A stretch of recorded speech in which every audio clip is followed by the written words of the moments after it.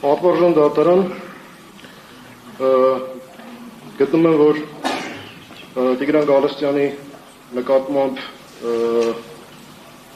խափանման միջոց կիրառելու հիմքերն առկա են եւ չեն վերացել, մասնավորապես նրան մեղսագրվող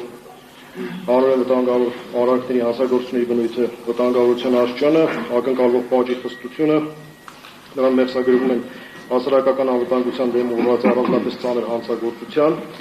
կատարում, որի համար պատժիժը նախատեսված բացառապես ազատազրկման ձևով եւ պետության անվտանգության դեմ ուղղված առանձնապես ծանր հանցագործության կատարում, որի համար պատժիժը նախատեսված նույնպես բացառապես ազատազրկման ձևով։ Այսինքն մեծ է հավանականությունը, որ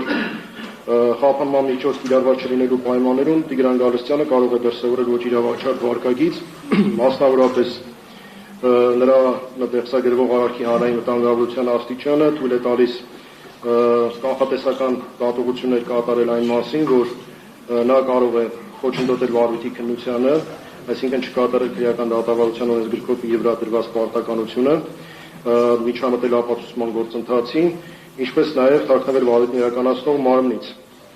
Ուստի գտնում եմ, որ խափանման միջոց ընտրելու անհրաժեշտությունը առկա է։ Այդուհանդերձ ներկայացված բժշկական փաստաթղթերի ուսումնասիրությունից թեև ակնհայտ է, որ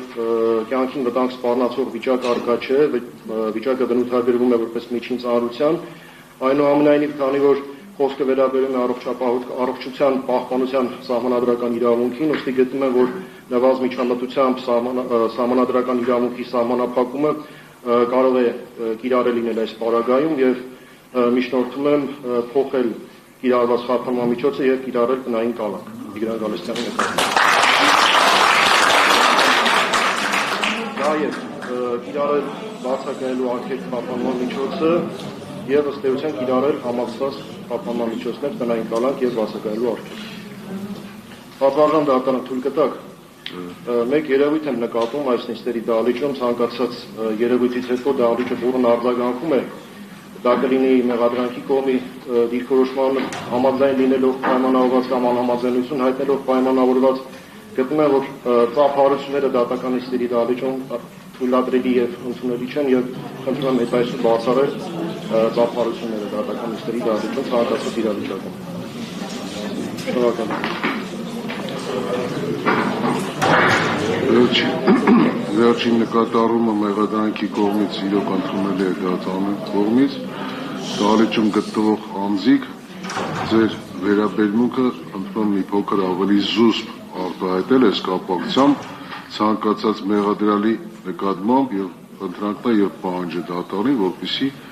ավելի մեղմ ձեր վերաբերմունքը արտահայտեք, այսինքն այդ ծափահարությունների կամ այլ բաների անհրաժեշտությունը չկա։